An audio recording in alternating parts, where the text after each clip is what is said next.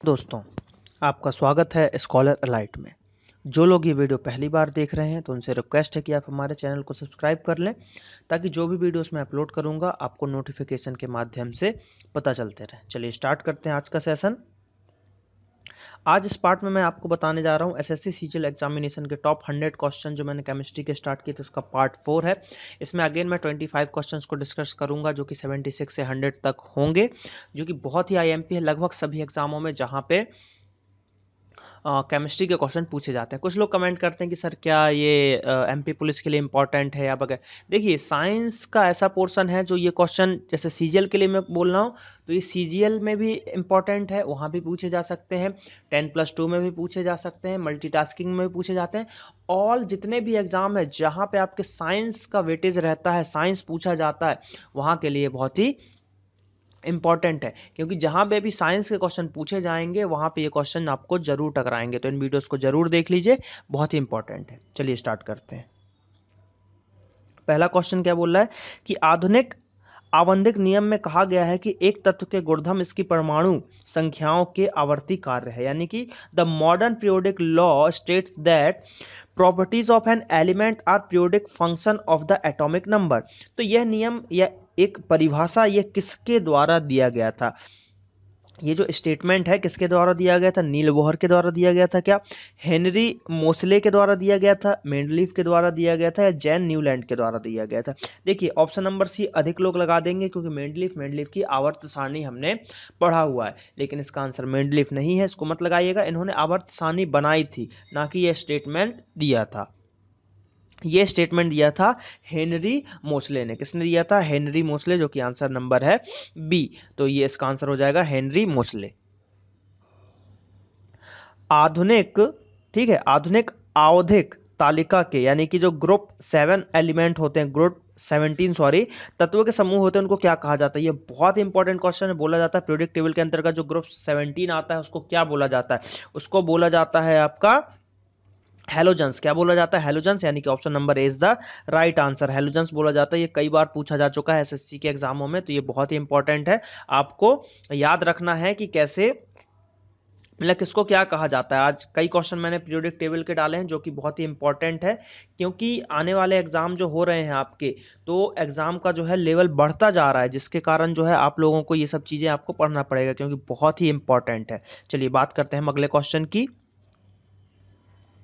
अगला क्वेश्चन यहाँ पे क्या पूछा जा रहा है कि निम्नलिखित में से कौन सा आवधिक तालिका में एक समूह में ऊपर से नीचे तक चलने पर समान ही रहता है, यानी कि जैसे परमाणु आकार, वैलेंसी, आयनीकरण, तापीय धारिता और धात्विक प्रकृति यानी कि मेटेलिक कैरेक्टर, इनमें से क्या है जो अगर हम पीरियोडिक टेबल में ऊपर से नीचे की ओर आते हैं तो वो एक सा होता है, यानी कि वो घटता नहीं है, बढ़ता नहीं है। तो वो ऐसा क्या है? तो उसको अगर हम आप बात करें क्या है, तो वो है, उसको बोलते हैं वैलेंसी, यानी कि संयोजकता। संयोजकता जो है ऊपर से नीचे आने पर एक समान रहता है, घटता नहीं है पीरियोडिक टेबल में। तो ये आपको याद रखना पड़ेगा क्योंकि ये बहुत इंपॉर्टेंट चीजें हैं। चलिए बात करते हैं अगले क्वेश्चन की। निम्नलिखित में से कौन सा उभयधर्मी ऑक्साइड का एक उदाहरण है? ठीक है, उभयधर्मी, ये वर्ड को याद रखिएगा।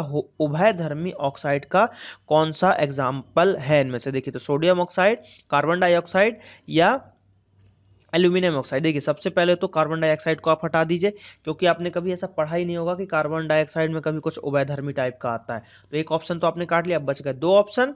तो उसमें से आपको मैं आंसर आपको बताता हूं। आंसर है आपका एल्यूमिनियम ऑक्साइड। तो एल्यूमिनियम ऑक्साइड को आपको याद रखना है कि ये एक उभयधर्मी ऑक्साइड होता है। देखिए, ये कुछ क्वेश्चन ऐसे हैं जो आप इनको रख लें, बहुत अच्छा है, क्योंकि ये 2 कॉपी क्वेश्चन जो है कॉपी हो जाते हैं, रिपीटेड क्वेश्चन होते हैं। प्रीवियस ईयर में भी ये रिपीट किए जाते हैं और आने वाले समय में भी इसको रिपीट किया जाएगा। ठीक है, क्योंकि क्या होता है कि जैसे मैंने उभयधर्मी ऑक्साइड, ये वर्ड आपको कभी भी मिल जाए तो आपको इनमें से लगा देना है कि एल्यूमिनियम ऑक्साइड इसका आंसर हो जाएगा। चलिए बात करते हैं हम अगले क्वेश्चन की। अब बताना है इसमें कि क्रम अनुसार इलेक्ट्रॉन, प्रोटॉन और न्यूट्रॉन की खोज किसने की? 4 ऑप्शन दिए, जैसे कि जे जे थॉमसन, जेम्स चैडविक और गोल्डस्टीन। रदरफोर्ड, चैडविक, थॉमसन, जे थॉमस, गोल्डस्टीन, फोर्ड और James Chadwick, Niels Bohr, Rutherford और थॉमसन।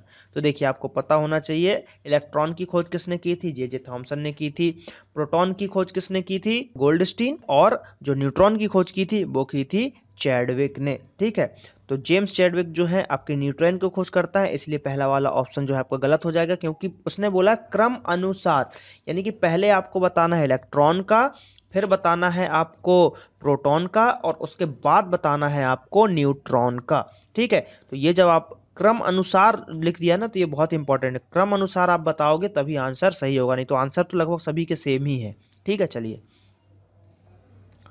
परमाणु का कौन सा प्रतिमान परमाणु का प्लम्प पुडिंग मॉडल के नाम से जाना जाता है, यानी कि plump pudding model of the atom किस नाम से जाना जाता है? तो इसका आंसर है आपका परमाणु का थॉमसन प्रतिमान, Thompson model of the atom, यानी कि Thompson model of the atom को पल्म पुडिंग मॉडल के नाम से भी जाना जाता है। किस नाम से जाना जाता है? पल्म पुडिंग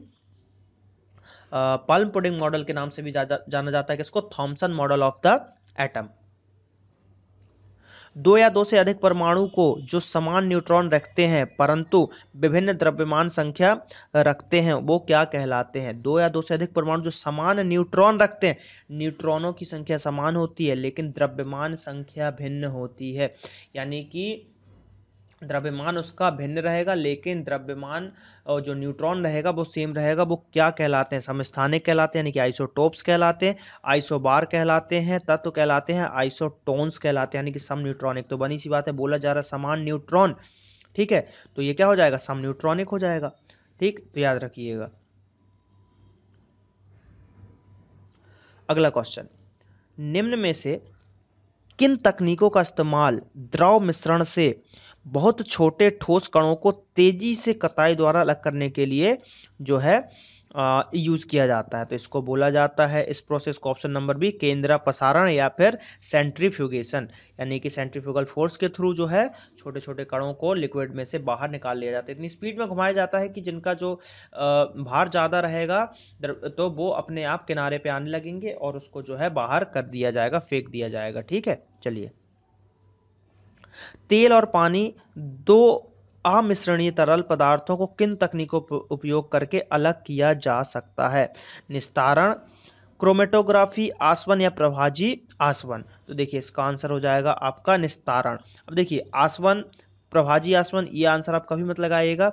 ये भी ऑयल के लिए यूज होता है लेकिन ये क्रूड ऑयल में सबसे ज़्यादा यूज होता है। देखिए इनमें क्या रहता है कि जिनका टेम्परेचर बहुत ही माइनर डिफरेंस में होता है ना, जैसे कि देखिए आसवन का मतलब मैं आपको बताता हूँ। आसवन में क्या होता है कि जो भी जो क्रूड ऑयल होता है या जो भी पदार्थ होते हैं जिनके जो बॉइलिंग पॉइंट होता है उसमें आपका डिफरेंस थोड़ा अधिक होता है, कि एक 10 डिग्री पे उबल रहा है, अगला 50 पे उबल रहा है, तो उसके लिए हम क्या करते हैं? आसवन मेथड का यूज़ करते हैं। लेकिन अगर किसी में बहुत ही कम माइनर डिफरेंस रहता है, जैसे कि कोई 10 डिग्री पे उबल रहा है, अगला 10.2 पे उबल जाएगा, तो उसके लिए हम प्रभाजी आसवन का यूज़ करते हैं। तो ये आपको याद रखना पड़ेगा, ये दो मेथड। ठीक है, चलिए। भंडारण कोशिकाओं में निम्न में से कौन से एसिड का उपयोग किया जाता है? Which of the following acid is use in lead storage cells? तो इसका आंसर हो जाएगा आपका सल्फ्यूरिक एसिड, H2SO4।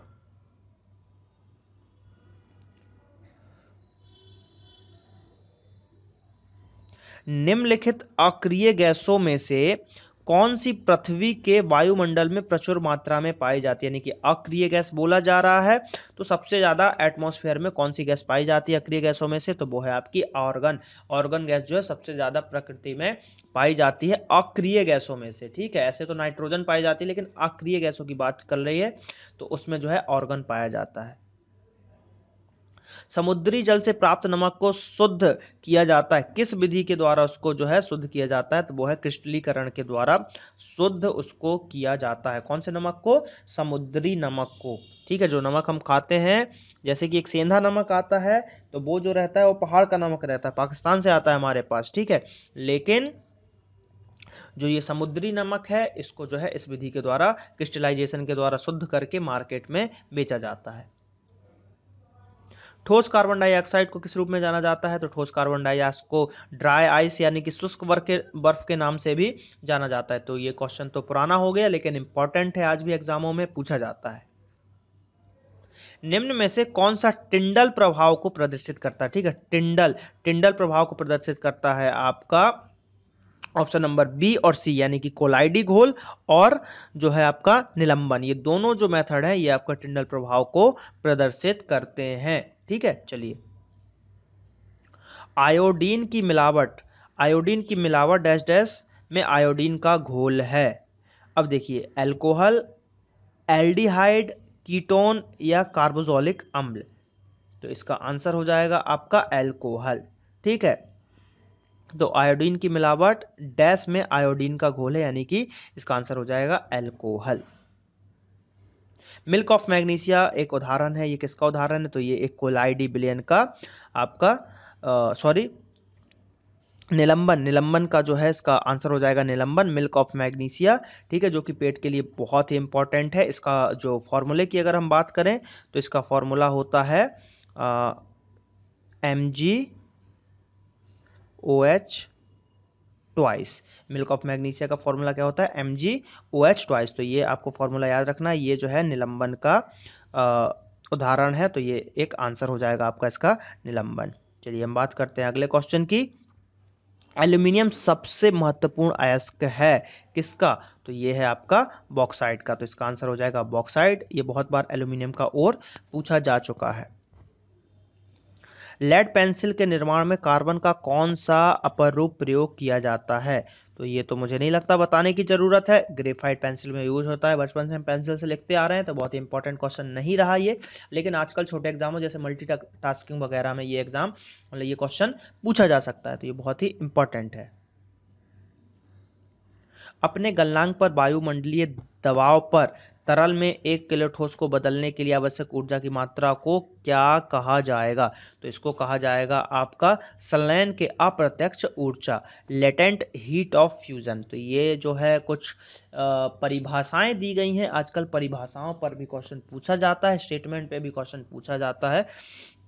तो आपसे रिक्वेस्ट है कि इन परिभाषाओं को भी आपको याद करना पड़ेगा और इन स्टेटमेंट्स को भी आपको याद करना पड़ेगा। चलिए मिलते हैं अगले क्वेश्चन की तरफ बढ़ते हैं। अगला क्वेश्चन यहाँ पे क्या बोला जा रहा है कि जो वल्कनाइजेशन होता है आपका, ठीक है, वल्कनाइजेशन एक प्रोसेस, केमिकल प्रोसेस होती है जिसके अंदर हम कन्वर्ट करते हैं जो हमारा रबड़ होता है, ठीक है, नेचुरल रबड़ को पॉलीमर्स में मिला, मतलब उसमें नेचुरल रबड़ जो होता है उसमें कुछ मिलाकर, देखिए प्रोसेस समझिएगा क्या है। जो हमारा रबड़ पेड़ से निकलता है उस रबड़ में हम कुछ चीज़ें मिलाते हैं ताकि वो रबड़ जो है थोड़ा कठोर हो, क्योंकि अगर ओरिजिनल रबड़ मार्केट में आए तो बहुत ही मुलायम होगा और ज़्यादा दिन तक नहीं चल पाएगा। तो इसलिए जो कुछ कम मतलब उसमें कुछ ऐसी चीज़ें मिलाई जाती हैं जिससे वो थोड़ा सा कठोर हो जाए, और जो मिलाने की प्रोसेस है उसको बोला जाता है वल्कनाइजेशन। तो वही पूछा जा रहा है कि इसमें आखिर मिलाया क्या जाता है? तो ऑप्शन है सल्फर, ब्रोमाइड, नाइट्रोजन और हीलियम। तो यहाँ पे इसका आंसर हो जाएगा सल्फर, क्योंकि इसमें सल्फर मिलाया जाता है, रबड़ में सल्फर मिलाया जाता है और इस प्रोसेस को बोला जाता है वल्कनाइजेशन। ठीक है, चलिए तो अगले क्वेश्चन की तरफ बढ़ते हैं। सोना का शुद्धतम रूप क्या है? तो 24 कैरेट का सोना शुद्ध होता है, लेकिन आपको बताता हूं कि 24 कैरेट का जो सोना शुद्ध होता है, लेकिन 24 कैरेट में आपको कोई भी आभूषण बने नहीं मिलेंगे, क्योंकि बहुत ही मुलायम हो जाता है और वो टेढ़े हो जाएंगे। इसलिए आभूषण बनाने के लिए अधिकतर 22 और 23 कैरेट का जो है यूज किया जाता है। इसमें तांबा मिला दिया जाता है, थोड़ा सा इसमें तांबा मिला दिया जाता है ताकि थोड़ा सी हार्डनेस आ जाए और ये हो जाए। तो शुद्ध आंसर है आपका 24 कैरेट। निम्न में से कौन सा तत्व शुद्ध लोहे को मजबूत और कठोर बनाने के लिए यूज होता है? तो बनी सी बात है, अगर आप लोहे में कार्बन मिलाते जाओगे तो वो कठोर होता जाएगा, मजबूत हो जाएगा। तो कुछ परसेंटेज है जिस हिसाब से आप मिलाओगे उस हिसाब से, जैसे स्टेनलेस स्टील में 1.5 के आसपास कार्बन मिलाया जाता है, तो जितना जैसे कार्बन का प्रतिशत आप बढ़ाएंगे उस तरीके से वो कठोर और मुलायम होता जाएगा। तो इसका आंसर हो जाएगा कार्बन। जिप्सम का रासायनिक सूत्र क्या होता है? ठीक है, जिप्सम, ये क्वेश्चन बहुत ही इंपॉर्टेंट है क्योंकि आजकल फॉर्मूलेज वगैरह भी पूछे जा रहे हैं। तो जिप्सम का जो है रासायनिक सूत्र है वो है CaSO4 2H2O। ठीक, SO4 और 2H2O। तो CaSO4 तो लगभग सभी में रहता ही है, देखिए ऑप्शन आप देख रहे हैं तो CaSO4 है ही। और आपको बस याद रखना है कि इसमें दो पानी होता है, ठीक है, क्या होता है, दो पानी होता है, तो जिप्सम में दो पानी होता है, तो CaSO4 एंड 2H2O। कांच एक उदाहरण है, मतलब कांच किसका उदाहरण, glass is an example of. तो देखिए कांच बनाने की प्रोसेस अगर आप कभी यूट्यूब पे देखेंगे तो देखिएगा बहुत ही वो है। इसको जैसे कि आपका जो रेत हो गया, रेत भी इसमें मिलाया जाता है, ठीक है, इसको मिला के बहुत ही हाई टेम्परेचर लगभग 1600 से 1700 डिग्री सेल्सियस पर इसको गर्म किया जाता है, फिर वो पिघलता है। 1600 से 1700 डिग्री सेल्सियस पर जब आप इसको गर्म करेंगे रेत को, तो वो पिघलेगा, फिर उसमें कई चीजें मिलाकर फिर उसको ठंडा किया जाता है, तब जाके ये जो है ग्लास आपका तैयार होता है। तो यहाँ पे क्या बोला, तो इसका आंसर हो जाएगा ये बहुत अधिक ठंडा किया जाता है, तो सुपर कूल्ड लिक्विड होता है। ये क्या होता है, सुपर कूल्ड लिक्विड होता है, यानी कि अधिक ठंडा, अत्यधिक ठंडा तरल, ये इसके अंतर्गत आता है। कांच इसका एक उदाहरण है।